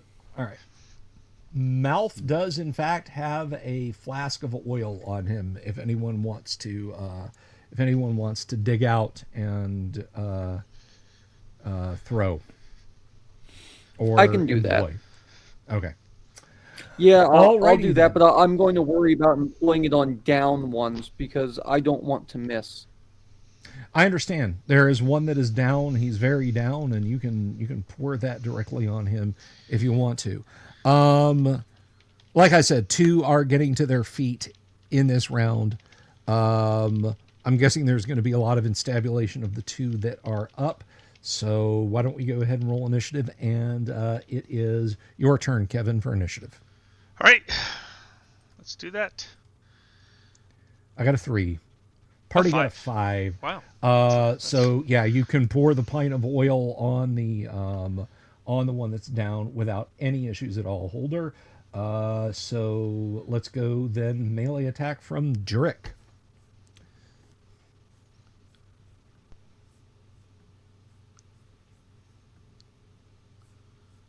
That's going to miss. Go ahead and roll for Mouth, please. That is going to hit. That is a nice solid hit. Okay. So it's going to be a D12. Some might refer to Yep. that as good. 6 with bonuses. 6 plus math. On either of them that's still up, that will drop that one. That one collapses to the ground. So there are now 2 down and 2 that are just getting up in this round. There's only 1 remaining up. Tim, go ahead and make your melee.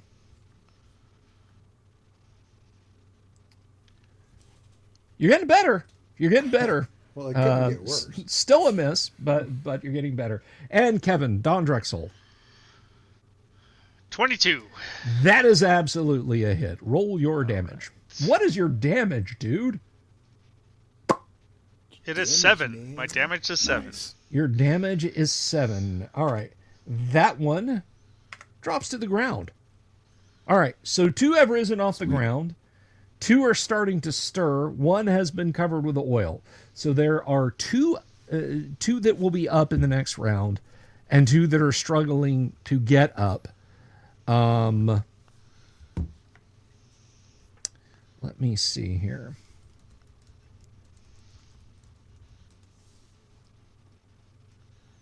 Have I...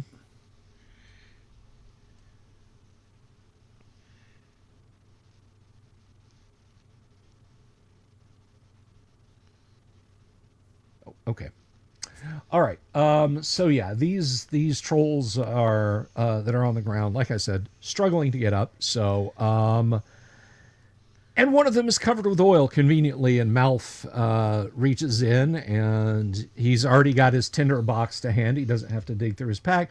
He will be lighting that one on fire in the new round. I'm guessing everybody else is meleeing the 2 that are up now in the new round.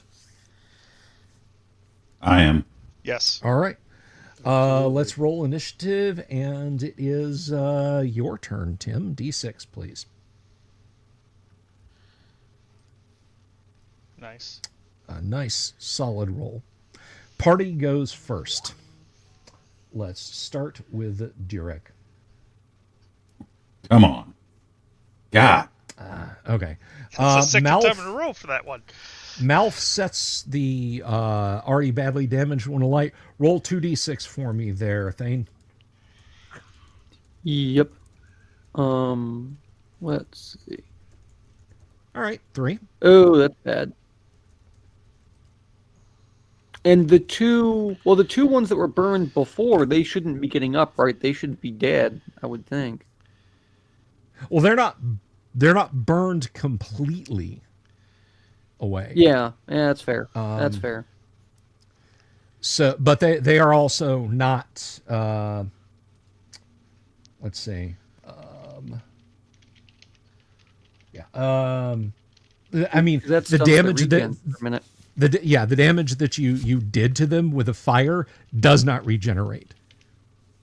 But damage done with blade and everything that brought them low will regenerate. So I deduct the amount of damage that they took from fire from their total possible hit points, and everything else can regenerate. So let's see. I've also been having them regenerate a little bit too fast, so they won't be up in the next round. Tim, Elminar, stab one of them. It would be nice, right?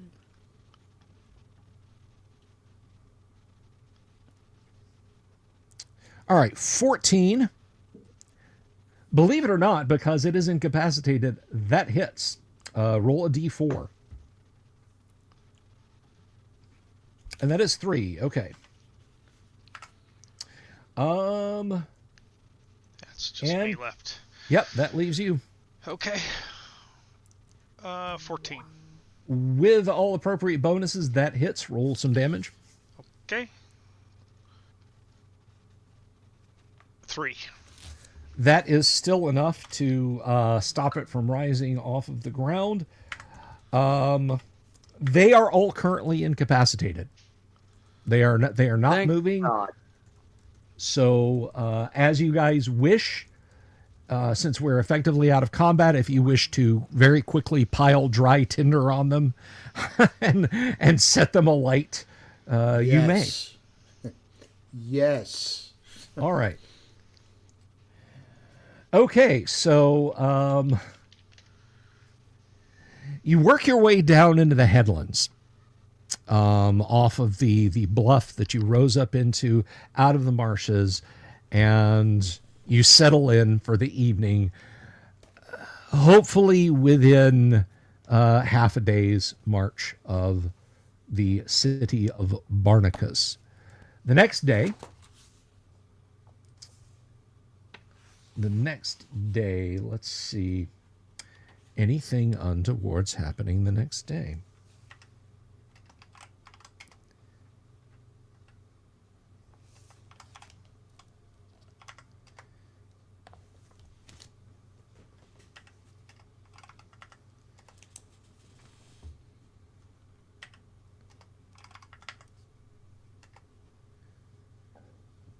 All right, as you come close to the city, on the morning of the next day, you pass something that's been a rarity along the wild coast. You pass a trading caravan. They hail, they wave. Do you wish to stop and speak with the merchants, or just carry on? I mean, Oh, they're not there. beckoning. Yeah. Let's stop. They hold up their hands and ride in your direction. A few of them ride in your direction. There are crossbow and spear-armed light horse. And in the midst of the van, you do see a fellow. He's a little on the portly side, a little bit more merchantly looking, and he holds up his hand in greeting and says, "Hail to you, travelers! Hail to you!" And hail to you as well. It is dangerous out here. That it is, my friend. That it is, indeed. But commerce must be done. We are following the causeway north for the long trip to the city of Stoink, and then to Greyhawk beyond. Have you seen any danger along the road yonder? And he points to the north, which is not the direction you guys have come from. Not to the north, no. That does sound like a fine journey you have ahead of you, though. It will be long and fraught with peril. May the blessings of Foltis go with you. 1,000 thanks to you, sir. Do you require any goods, any services? We have a fair few merchants transporting some wares for sale to yonder cities. What do you have? Generally speaking. Well, from here we are bringing some salt fish caught in the bay. That's more for the city of Greyhawk, mind. The usual collection of goods, cloth if you have need, leather, hard goods. How are your shoes holding up? Lanterns and torches, do you need any such things to light your way? We definitely could use I'll some always oil. take oil if you got it. Yeah. He speaks briefly to one of the outriders in a tongue. It sounds like a kind of a polyglot of Elvish and Sewell, and that fellow rides back, and shortly thereafter, it does take them a bit to get there, but a barrow is brought over. There is a small cask of oil and a few jars all hastily set up in some straw, and the fellow bringing it goes, I am Cooper the oil salesman. I was told that you wish to purchase some oil. Yeah. I think we all could take a pint, frankly, at this point. Of course. I would gladly buy 3 if you have 3 to spare. I do, my lord. This is a good day, a fortunate day for all of us. And he is asking the market price for oil. So 1 gold? A flask of oil is, let's see. Is that right? Oil flask of 1 gold piece, yes. Yeah, that's what I thought. can fork out a gold piece. All right. He hands the jars over. They are thick baked clay, so they will hold up quite nicely. And he thanks you and says, 1,000 blessings to you on your journeys. I'll have to give him 6 electrum. Okay. Is he upset by that? No, he's not. Okay. He counts the coins and nods and thanks you all, and he and his assistant push the barrow back. If you guys don't have any additional business with the head of the merchant caravan, do you? No, sir. Not I. All right. So thereafter, you arrive back at the city of Barnacus with your coin and your jewelry and your gems, which I will now tell you the values of. You do not have to record these. Just ask me later in the Discord. You have a king's ransom of jewelry here. You don't know how long that was stuffed in that tree, who it may have originally belonged to, but there are thousands of gold pieces worth of fine jewelry here. Nice. There are thousands of gold pieces worth of gems here. And in terms of coin, there is 1,000 silver and 3,000 gold.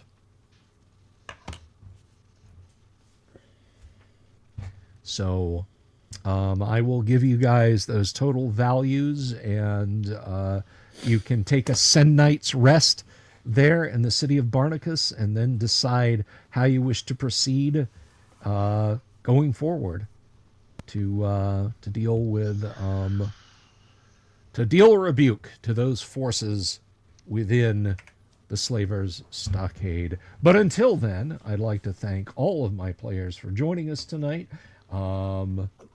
Doomsword, thank Kyle. Hey, check out Doomsword has a channel now on YouTube. Is it Doom Swords or Doom Sword? I always mix it up. It's Doom Swords. Doom If you search Swords it with or that Doom's app, Words, you know. if you will, here on Right. YouTube. He's dipping his toes in. Holder, aka Thane Kyle, aka D and Disability, right here on YouTube, also has a fantastic channel. Worth your time, worth your subscribe. Please go do that. I consider that part of the admission for tonight's entertainment. And speaking of entertainment, Tim, it is great to have you back at the table. Tim Imholt is right here on YouTube. Are you Tim Imholt or Timothy Imholt on YouTube? Timothy. Timothy Imholt here on YouTube. Science, D&D, all sorts of stuff. A great diverse melange of topics. And a guy, he's cool enough without a YouTube channel. Thank you very much, Kevin, for being here tonight, brother. I really appreciate it, man. Yep. Anytime. All Had a great time. I'm glad you did. I'm glad everybody did. With that said, I'm going to go ahead and slide on out of here. But before I do, I'm going to leave you guys with a little ditty that is, it's Tim Imholt's favorite song. Peace, good night, and I love you all. Have you seen my owl bear?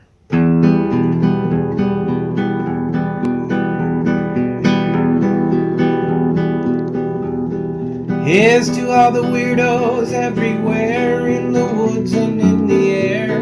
Have you seen my owl bear? Should I shave off all my hair? Bobs are all around, some live in tunnels underground. Some are fat, some are rich, some are sleeping in a ditch.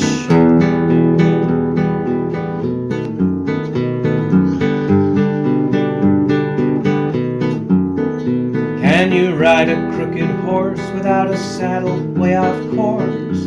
Naked as a toad, all the way to Smoky Joe's. Have you seen the little creep driving fast in his little green Jeep? He smells like fish and brandy, but his rotten teeth look dandy. Take me to the show, I don't care if fast or slow. For